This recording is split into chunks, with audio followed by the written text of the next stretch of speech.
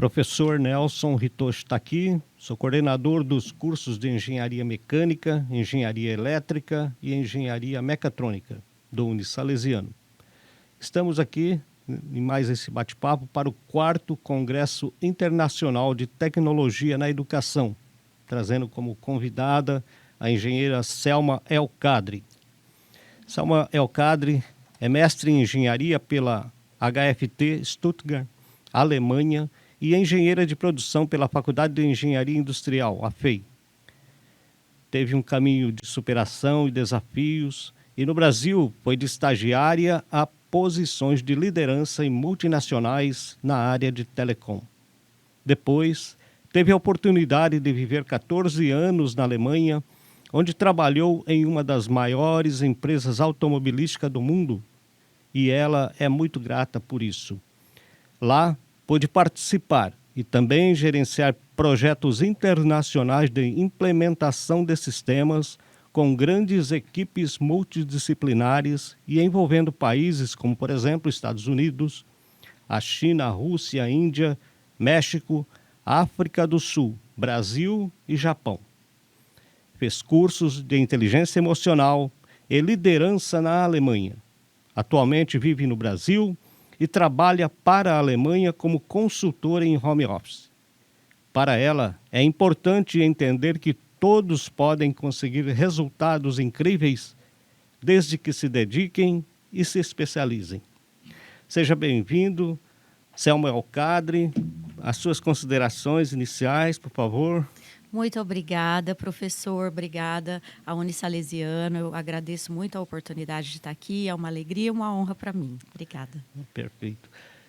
Nós tínhamos tratado aqui de conversarmos sobre um assunto, né, que é um assunto bastante importante para a nossa equipe de profissionais que, logicamente, são os futuros engenheiros que estarão no mercado, e nós, conversando, achamos que seria, assim, providencial que ela falasse sobre desenvolvimento pessoal, que é uma característica que todos precisam, né?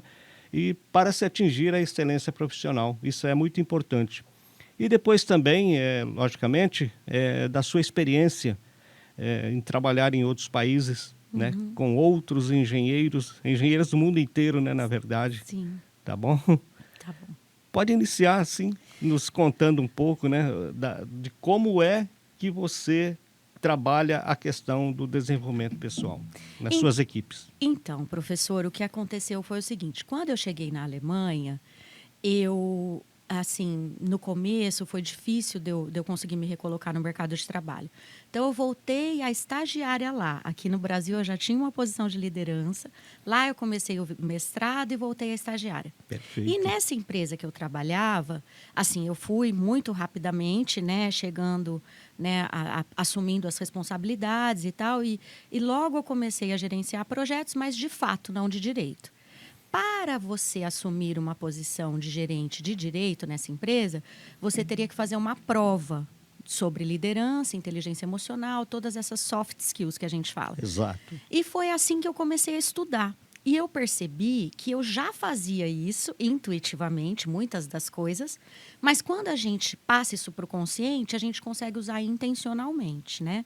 Então, assim, o que eu percebo é que para a gente se desenvolver, tanto pessoal como profissionalmente, é muito importante a gente desenvolver a nossa parte emocional, o nosso controle, né? Porque a gente tem, eu costumo dizer que palavras são ferramentas. Dependendo da forma como a gente fala, a gente consegue sim influenciar o outro e provocar uma energia, né, uma posição do outro, como a gente consegue, né, essa questão da persuasão e também do clima no ambiente de trabalho. Eu acho que isso é muito importante. Então, além do conhecimento técnico, Perfeito. a gente precisa entender de pessoas. É por isso que em suas colocações, quando das nossas conversas e os bate-papos, você fala muito em inteligência emocional, né? Sim. Isso já há décadas atrás a gente já ouvia falar, né? O Goleman tem um livro dele que naquela época era o boom, aí, né? Todo mundo queria ler esse livro. Sim. E depois a gente viu que a coisa esfriou bastante em relação a esse tema, inteligência emocional. Sim. Mas eu estou vendo que você aplica isso até hoje, né? Até hoje, né?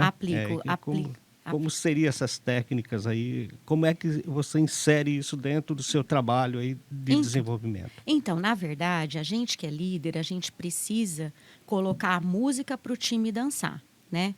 Então, eu digo assim, sempre para minha equipe, eu falo, olha, é muito importante para mim que vocês se entendam, é muito importante para mim que vocês trabalhem juntos, né? Que não tenha atrito, mas às vezes acontece, né? Muitas vezes. Isso é normal, né?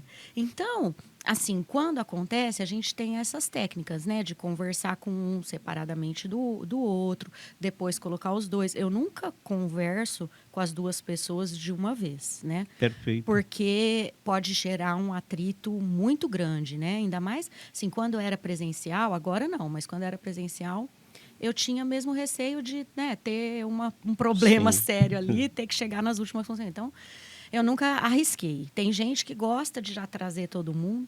Mas, assim, essa questão da inteligência emocional, ela evoluiu para a felicidade corporativa, professor. Perfeito. Agora está todo mundo falando disso. Porque estudos comprovam que as pessoas mais felizes, mais bem resolvidas emocionalmente, produzem mais e melhor. Então, até tem agora, a ONU mesmo tem um índice, que é o índice de felicidade interna bruta, que está atrelado ao produto interno bruto. Então, está relacionado oficialmente, né, a performance, a questão da performance da empresa e do país, à felicidade do povo, né, e dos funcionários da empresa. Então, assim, a gente precisa trazer isso para o nosso dia a dia. Quando a gente lidera uma pessoa, um profissional, a gente sempre tem que pensar no ser humano que está por trás e qual que é a configuração dele. A gente que trabalha, né, com software, com engenharia, eu sempre gosto de dizer isso. Às vezes a pessoa tem um comportamento estranho ou difícil, mas é porque ela não sabe, talvez, ser de outro jeito, né?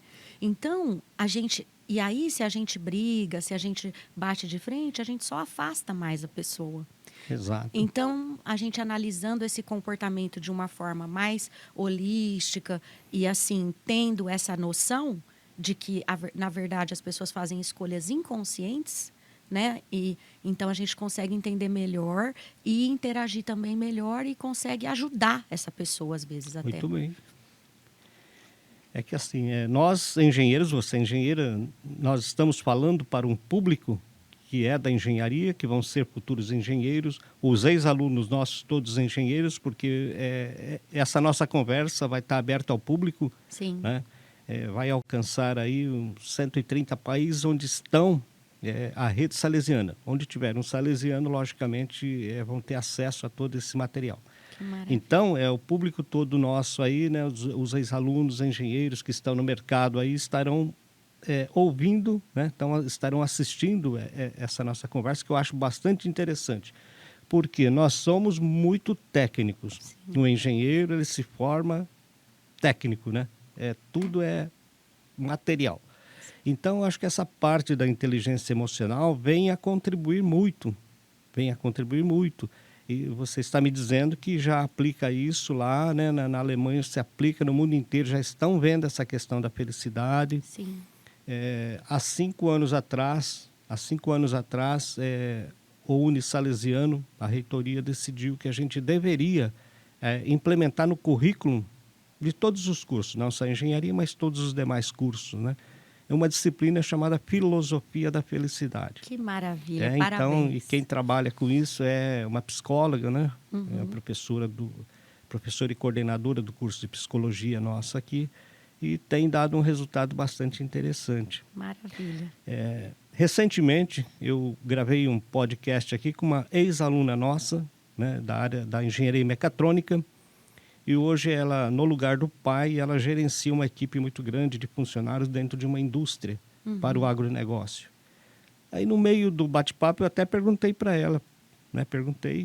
Assim, qual a disciplina que mais te ajudou nessa atual função de gestão?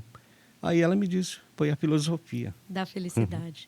Filosofia, né? Hoje em dia, as empresas já sabem disso e as grandes empresas investem nisso. Por exemplo, olha, eu trabalho, né, em home office para a Alemanha e eles lá, assim, muita gente trabalha em home office, mas dentro da Alemanha mesmo. Então, eles fazem uma semana por mês que vai todo mundo para o escritório. Certo. E eu, como eu moro aqui, eu vou de 6 em 6 meses. Porque como eu vim para cá, eu abri a minha empresa, né? Então, eu trabalho para eles através da minha empresa. Então, quando eu vou, quem assume todas essas despesas, tudo isso sou eu. Então, eu negociei com eles, de 6 em 6 meses eu vou. Quer dizer, eu só tô lá uma semana a cada 6 meses com 6 eles. meses, perfeito. E nessa última semana, sabe o que a gente fez? A gente passou uma tarde toda andando de barco, conversando. Eles organizaram uma tarde assim para relacionamento. Perfeito. Porque as empresas sabem que nós não somos máquinas, nós somos seres humanos. E quando a gente tem essa questão do relacionamento muito bem resolvida e essa conexão humana, o projeto sai com muito mais facilidade.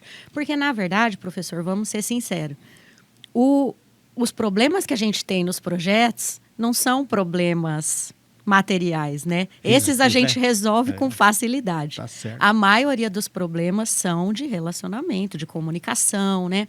Então, assim, até voltando na pergunta anterior, essa questão do desenvolvimento humano, ela está muito relacionada também com a habilidade de comunicação. Porque a inteligência emocional, ela se expressa através da comunicação. Perfeito. E eu gosto de falar que, assim, quase ninguém fala disso, mas a comunicação interna, ela é mais importante do que a externa, porque a externa é uma consequência.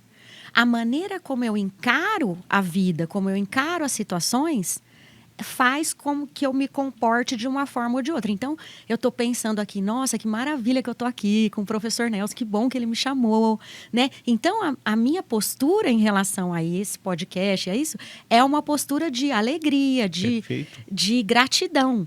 E isso se expressa, então, na minha comunicação. Agora, se a pessoa está pensando, é muito difícil. Eu gosto de falar isso. Existem 2 satélites, o da gratidão e o da reclamação. Sim. Em tudo que acontece na nossa vida, a gente tem essas 2 opções: reclamar ou agradecer. Então, em tudo que acontece, às vezes mesmo a gente perdendo um jogo, né? Vamos supor que a gente joga um esporte e perdeu o jogo. Mesmo assim, a gente pode falar, olha, eu aprendi, eu estava dentro do time, quanta gente que queria fazer parte desse time não conseguiu, né? Então, a gente sempre consegue mudar a nossa perspectiva. E eu acho que essa habilidade é fundamental. Perfeito. É uma boa posição, um posicionamento, né, para o público que é da área técnica na engenharia. Isso é muito interessante. E assim, você nos contou que saiu aqui do Brasil, você tinha uma posição muito, como posso dizer, dentro da telecom, você era ali um céu, né? Era uma das cabeças ali dentro dessa área. E depois você foi obrigada não, né? Foi convidada a ir porque o marido ia para a Alemanha. Sim. Transferido, né? Seu marido. Sim. É engenheiro mecânico, né? Sim. Trabalhou na mesma indústria também. E isso aí criou, logicamente, uma certa expectativa, uma certa dificuldade para você, né? Sim, com certeza. Para aqueles que querem partir para esse lado aí, né? É uma mensagem que você poderia deixar para eles também. Então, olha, quando eu fui para lá, isso, assim, foi em 2007, né? Que nós mudamos. Sim. Naquela época, o Google não era como é hoje, né? Então, quando eu cheguei lá, eu tinha uma expectativa de conseguir um trabalho rápido, porque o meu currículo aqui era muito elogiado. Sim. E eu trabalhava com software alemão, eu já falava inglês. Eu não falava alemão, mas eu falava inglês. E aí, o que aconteceu? Eu cheguei lá, eu pesquisava as empresas, enviava os currículos e eu não recebia nem resposta, professor. Então, eu ficava sentindo assim, tudo bem que era uma crise, a gente estava numa crise de 2007, mas eu, assim, fiquei muito decepcionada. E aí, assim, mesmo eu entrando no Google, eu não conseguia as informações como é hoje, né? Sim. E aí, o que aconteceu foi que eu pensei, como que eu comecei no Brasil? Como estagiária. Falei, então eu preciso começar aqui, porque eu preciso de uma porta de entrada. Perfeito. E eu fui muito criticada, né? Assim, como vai voltar tudo para trás, né? Mas, assim, na minha vida eu tenho essa história, né? De sempre as pessoas falarem, não vai dar certo. E eu sempre sigo o meu coração. Perfeito. E, claro, às vezes eu também caio, né? Fico em dúvida, mas é uns 2, 3 dias. Daí eu já levanto e continuo. Tá certo. E aí o que aconteceu foi isso. Eu comecei a fazer meu mestrado em gerenciamento de projetos internacionais. E através do mestrado eu tive muitas conexões com pessoas que me ensinaram o modelo do currículo alemão, que é, na verdade, muito mais papel do que o brasileiro. Alemão que é histórico escolar, que é diploma, que é carta de recomendação, que é tudo comprovado, preto no Sim. branco. E eu mandava as cartas de recomendação, mas eu não mandava histórico escolar, diploma, nada disso. Então, o meu currículo era num formato que para eles era muito estranho. Por isso que eu não recebia nem resposta. Sim. E aí, com o mestrado, eu consegui, então, entrar, né, numa empresa. Mas aí, logo, eu fiquei grávida, que foi a melhor notícia da minha vida. E aí, depois que eu tive meu filho, eu já sabia, então, os sites renomados para fazer as aplicações, que é isso que as pessoas precisam buscar. Onde eu procuro emprego? Qual é a porta de entrada para as empresas? Então, vai para um país, você pode procurar emprego daqui, não precisa esperar chegar lá. Sim. Né? Então, assim, eu fui de uma hora para outra, porque meu marido foi transferido, eu não tive esse tempo. Até porque eu queria deixar tudo aqui na empresa organizado, então eu trabalhei quase até o último dia. Mas, se eu tivesse me planejando para ir, eu já ia começar a costurar esse caminho daqui. Perfeito. É E verdade. aí, lá, o que aconteceu? Aí, depois que eu tive meu filho, quando ele dormia à noite, ele sempre dormiu muito bem, era um bebê muito bonzinho. E aí eu mandava meus currículos, mandava com a carta de apresentação, com tudo direitinho, e comecei a receber convites. E aí eu vi uma empresa lá, estava escrito empresa automobilística, português como vantagem. Falei, nossa, Olha. essa vaga aqui é para mim, Olha né? aí. Aí eu fui, fiz a entrevista e descobri que era na mesma empresa que meu marido trabalhava, Olha. mas a gente não sabia, porque a empresa é muito grande, ele estava numa área de engenharia, eu era para a área financeira. E aí eu consegui a vaga e até foi interessante porque eu passei nessa e numa de telecom. E a minha zona de conforto era telecom. Mesmo que estava na Alemanha, não era, né, zona de conforto, mas era mais parecido. Aí meu marido falou, não, pelo amor de Deus, não tem dúvida, essa empresa é muito maior, né, vem pra cá e tal. E aí eu fui. Aí cheguei lá, eu entrei em novembro, dia 1º de novembro. Demorou para sair meu visto, né, e foi bom que eu fui ficando com meu filho.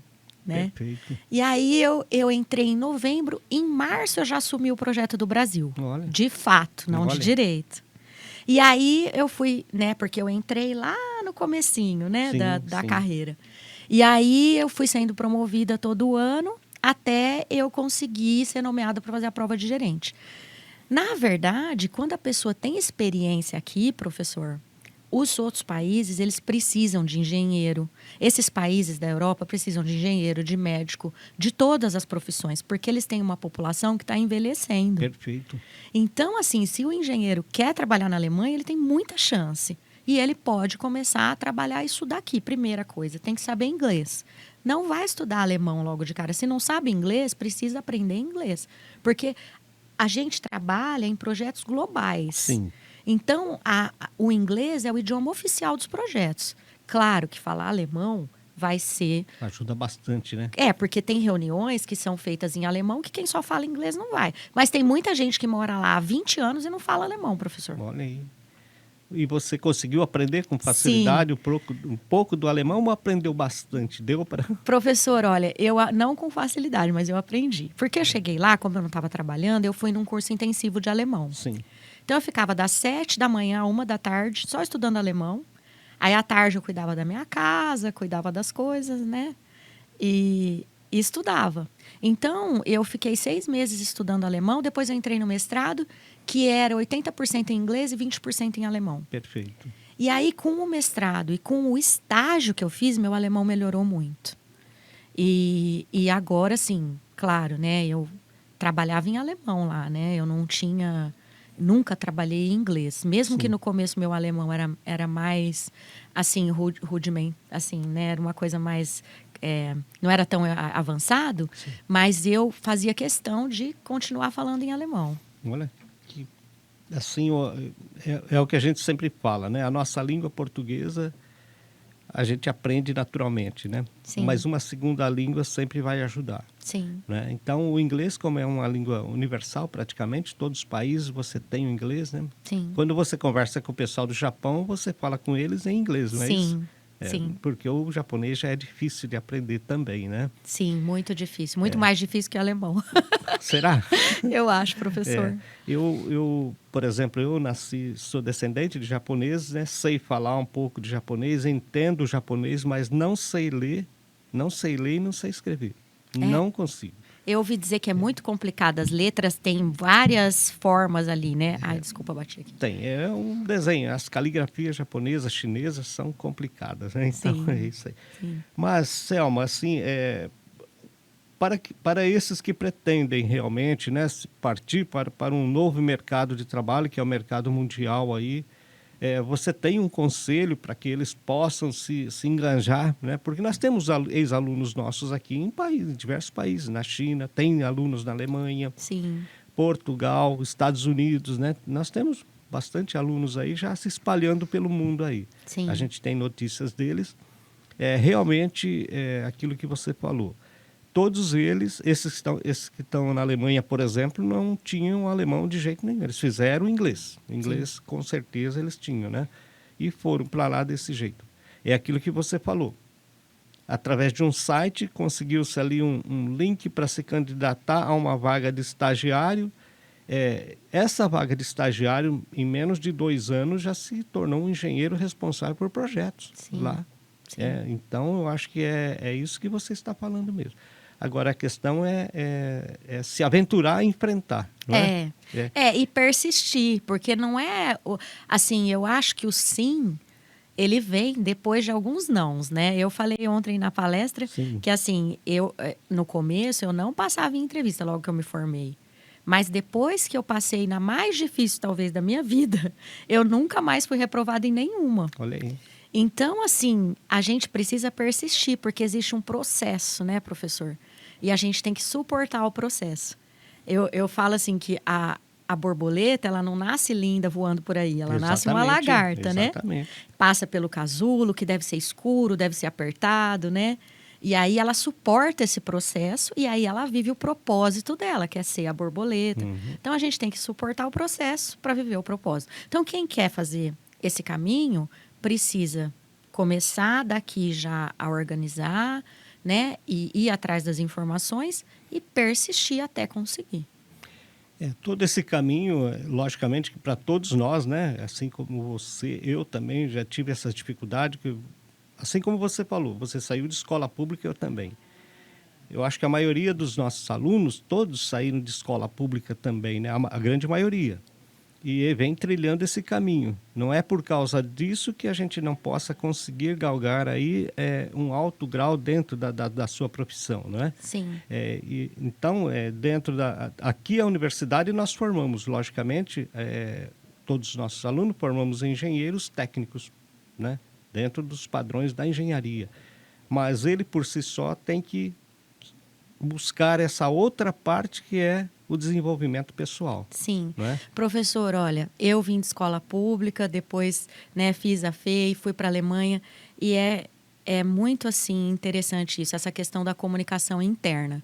Porque quando eu cheguei lá, que eu comecei a trabalhar, eu tinha essa voz que fica na cabeça da gente, sabe? Que me dizia assim, nossa, mas eles foram em escolas incríveis, eles são né, o primeiro mundo. O que você vai ter para contribuir, né, com os projetos e tal?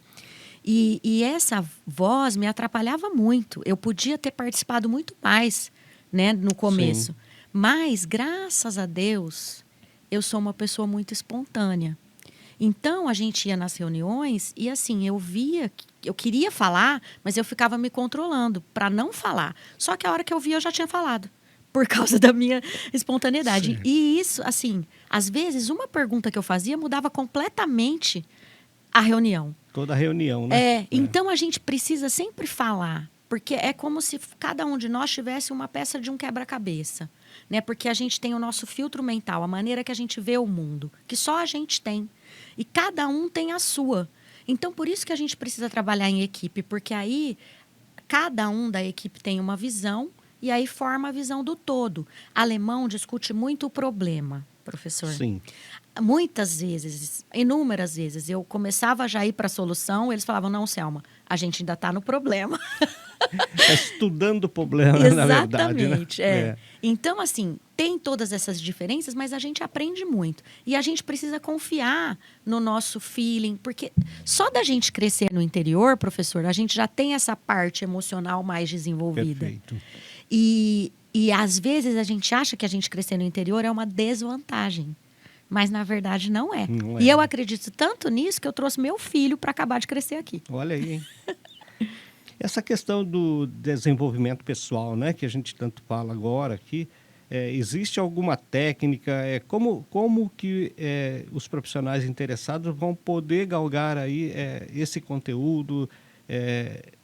Existe técnicas, cursos? Como é isso em outros países? Existe, professor. Existem muitos cursos. Lá na Alemanha, eu fiz um curso com uma mentora, né? Quando eu fui fazer essa prova, eu precisava estudar muito, porque todo mundo falava que eu não ia passar. Muita gente do meu departamento não tinha passado. São 9 diretores alemães avaliando a gente o dia inteiro, né? E a prova era em alemão, ainda, né, por cima. Então, eu estudei muito mesmo e eu investi nessa mentora, que me ensinou muita coisa. E agora eu também dou essa mentoria que eu fiz com ela, eu dou aqui. Então, a gente trabalha comunicação, autoconhecimento, planejamento, para a gente saber, né, dar um passo depois do outro. Perfeito. E liderança e cultura organizacional. Porque a gente fala assim, mas eu não sou líder, eu acabei de me formar. Mas a primeira pessoa que a gente lidera é a gente mesmo. Então, a gente precisa entender isso. Então, tem essas coisas, mas a gente também acha muita coisa na internet. Tem livros. Eu li muitos livros, né? Tem o Inteligência Emocional do Goleman, tem o Comece pelo Porquê, tem vários livros. Tem um livro que chama Foco, que eu não lembro agora o autor. Mas tem vários livros que ajudam também nisso. Então, não precisa, se não quiser, assim, investir numa mentoria, né, num processo assim, pode estudar sozinho também. Foi assim também que eu comecei. Mas tem que ser autodidata, né? Porque sempre uma mentoria é muito interessante, né? Mesmo que seja por pouco tempo, mas é necessário que se consiga um direcionamento para aquele conteúdo que você está pretendendo, né? Sim. Por isso que eu acho que todos nós devemos buscar, sim, principalmente os novos que estão chegando e indo para o mercado também, a gente buscar sempre essa questão de uma orientação. Mesmo porque dentro de uma disciplina que nós temos aí, o próprio conteúdo já começa a dar uma noção. Sim. Né? Logicamente que não vai trabalhar como se fosse um treinamento, como você desenvolve, de uma mentoria completa, né? Mas a disciplina dá uma noção do que pode ser. Sim, né? Eu acho muito positiva, eu fiquei muito feliz quando eu fiquei sabendo que essa disciplina, né, era ministrada aqui, porque não é comum, né? Não é acho, comum. isso é uma coisa muito, assim, do estado da arte mesmo, que o salesiano Sim. tem, porque a gente trabalha a felicidade corporativa, isso é uma coisa totalmente nova, né, professor? Que está crescendo agora, essa consciência. Claro, na Alemanha a gente já tem isso há mais tempo, porque lá eles têm multa se o profissional tem problema de saúde mental por causa do trabalho. Então, lá eles têm outros incentivos que obrigam eles a ter esse cuidado. Mas a gente não. Então, só da gente ter essa preocupação aqui, a gente já está na frente de muita gente.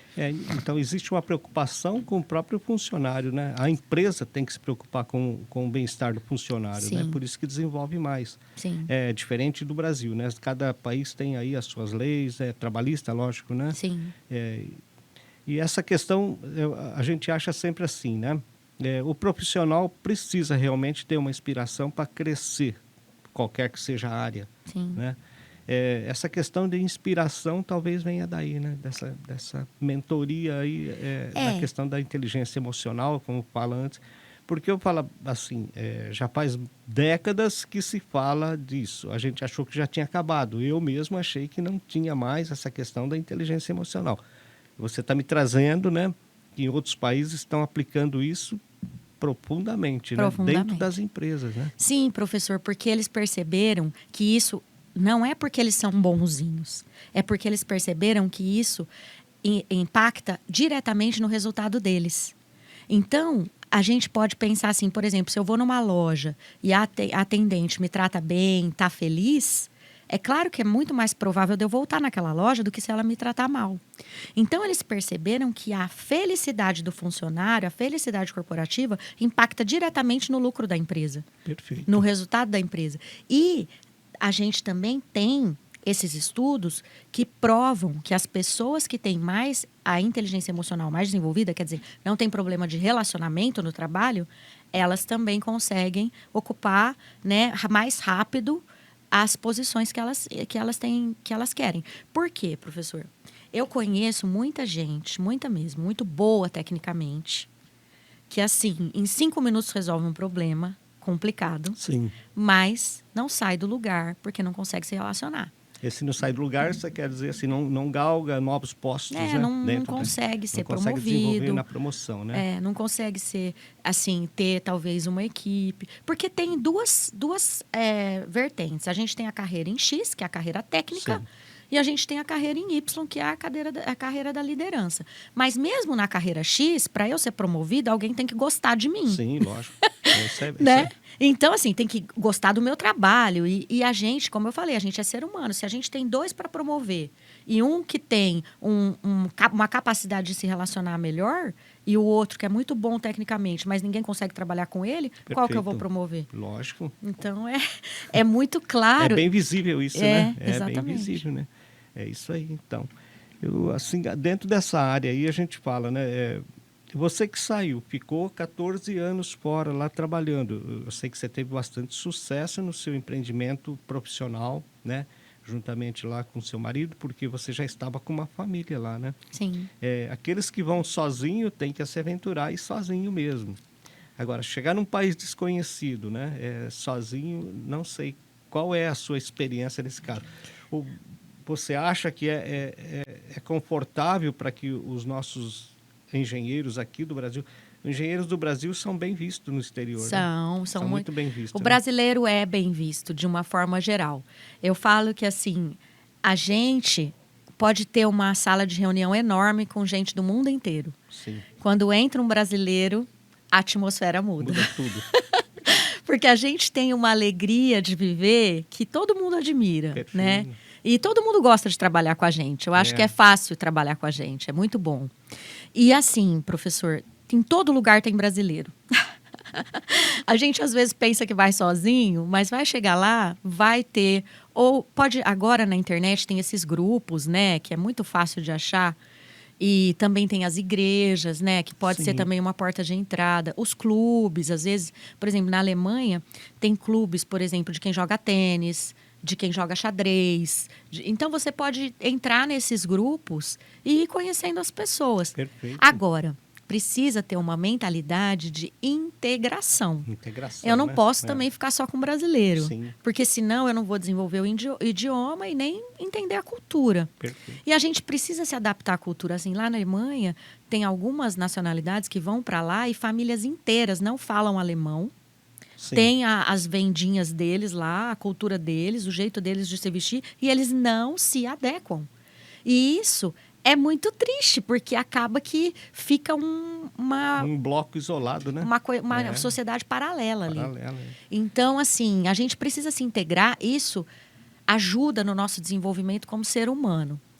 Eu falo assim, que depois que a gente mora fora, a gente fica numa zona cinza, professor. Porque, assim, voltar para o Brasil foi muito bom, a gente está muito feliz aqui, mas a gente sente falta de lá. Né? E quando a gente estava lá, a gente sentia falta daqui. Certo. Então, a gente nunca mais vai estar completo. Esse é o preço que você paga. Mas eu acho que vale a pena. Isso vai ser a vida inteira assim agora, Sim. né? Porque a sua vida profissional você construiu ali. Sim. Aqueles que vão para fora vão construir a vida ali também, né? Nos outros países. Sim. E você que trabalhou com engenheiros aí, técnicos de vários países, né? Qual é o mais difícil que você achou de se relacionar e de trabalhar? Olha, professor, é polêmica essa pergunta. É polêmica, mas existe. Mas eu gosto de polêmica. Olha, o alemão, eu acho muito fácil trabalhar com o alemão. Mas, assim, a gente precisa se adaptar à mentalidade deles. Sim. Porque eles são muito diretos. E eles gostam de discutir. Na Alemanha, perguntar é positivo. Então, se você está fazendo uma apresentação e ninguém pergunta nada, é porque ninguém está te levando a sério. Então, assim, a gente tem uma noção de que... Às vezes eu estava no mestrado e eu via a pessoa fazendo a apresentação e todo mundo perguntando. Eu falava, gente, estão dificultando a vida dela. Mas não é. É um prestígio. Para eles, isso é positivo. É interação, né? Esse questionamento, o chefe, por exemplo, não espera que o colaborador não questione. Questionar é positivo. Aqui, às vezes, a gente fica com medo, né, de questionar. Manda quem pode, obedece quem tem juízo. Lá, não. As pessoas são contratadas mesmo para contribuir. Perfeito. Então, a discussão, ela é uma constante. A gente discute muito. Então, eu gosto muito de trabalhar com eles por isso. Agora, claro, eles também são muito diretos, mas não leva, é só não levar para o lado pessoal, tá tudo certo, né? E a gente vai acostumando. Agora, o japonês, por exemplo, é um povo maravilhoso de trabalhar, mas a gente tem que tomar muito cuidado porque eles não falam não. Então, a gente tem que trabalhar com perguntas para eles, para deixar eles falarem o que eles querem fazer. Porque se a gente chegar e falar, eles vão falar, tá bom, eu faço. Aí depois a gente vai embora e eles fazem do jeito deles. Faz ao contrário, né? Porque eles sabem como é melhor, claro, eles estão lógico. lá. Russo é um pouco também difícil, porque eles têm uma hierarquia muito rígida, eles gostam de sentir que eles estão no comando. Então tem um ego bem ali difícil. Americano não é fácil, porque tudo deles é melhor, sabe? Eles, por exemplo, eles mandam às vezes uma coisa na sexta-tarde, que na Alemanha já é à noite. Sim. E eles falam, segunda-feira eu preciso disso pronto. Quer dizer, eles têm, talvez, a percepção de que a gente precisa trabalhar para eles no fim de semana. Eu não sei, né? O que eles pensam. Mas, assim, na verdade, professor, eu não tenho dificuldade de trabalhar com nenhum país, não. Sim. Eu gosto de todos. Mas, assim, se for falar um que é mais difícil, eu acho que talvez o americano mesmo. Americano, né? Mas, assim, a gente precisa sempre lembrar que é todo mundo ser humano, todo mundo tem um coração. Então, por mais que a gente tenha culturas diferentes e tudo, todo mundo quer ser ouvido e levado a sério. Se a gente for com essa postura, eu acho que vai ser fácil de assim, conseguir ter relacionamentos saudáveis com qualquer país, eu acho. E na cultura alemã, por exemplo, lá no país, né, na Alemanha, você acha que para todas as áreas teria um campo de trabalho para... Vamos falar no brasileiro, né, que é o brasileiro que vai sair daqui. Fora da engenharia, o campo de trabalho também para outras áreas seria bem-vindo. Sim, professor, porque o que acontece na Alemanha? Eu sei porque eu criei meu filho lá até os 11 anos, né? Sim. Meu filho cresceu lá. Lá na Alemanha, na 5ª série, eles dividem as crianças para 3 tipos de escola. O que vai para a universidade, o que vai para ensino assim, profissionalizante e o que vai para o ensino técnico. Então, assim, o governo investe pesado em quem vai para a universidade. Mas ninguém quer ir para essa escola. Meu filho foi. Mas muitos pais que tinham a recomendação da escola para ir para esse tipo de ensino optaram pelo segundo, porque esse aqui é difícil, a criança fica muitas horas na escola e eles optam pelo outro. Por quê? Porque lá é um país que o Estado é muito presente. Todo mundo ganha mais ou menos a mesma coisa, independente do que faz. Ah, perfeito. Então, as pessoas não têm muito incentivo para fazer uma profissão que é mais difícil, sabe? Que você vai ter que se dedicar mais. Então, assim, muita gente se acomoda lá. Além de ter um envelhecimento da população, existe isso também. Então, qualquer profissão lá, médico, por exemplo, está em falta na Alemanha. Olha. Só que, assim, se for para lá para ser médico, aí vai ter que fazer o revalida deles lá, né? É igual tem no Brasil também, né? Vai ter que estudar alemão, porque aí essa prova é em alemão, né? Agora, engenheiro, por exemplo, eu não tive que fazer nenhum revalida, nada disso, porque eu não assinava como engenheira, né? Não assino até hoje.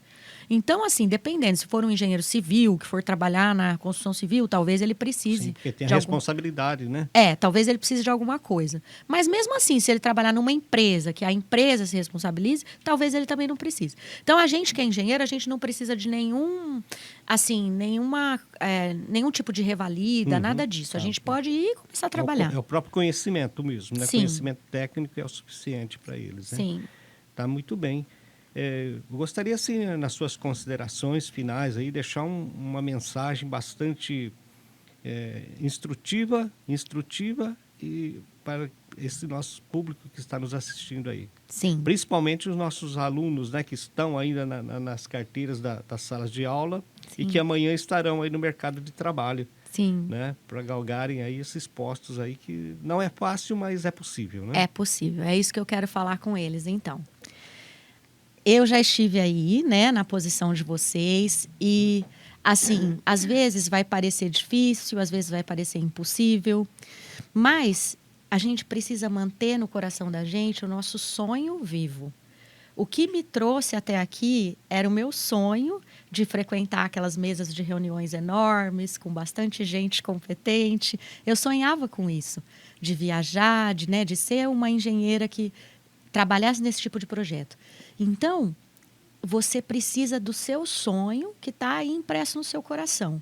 Não é ter sucesso para ser feliz, é ser feliz para ter sucesso. Harvard fala isso, não sou eu que estou falando. Então, cada vez mais você precisa trabalhar na sua comunicação interna para que você acredite em você e saiba que você tem sim para contribuir onde você estiver.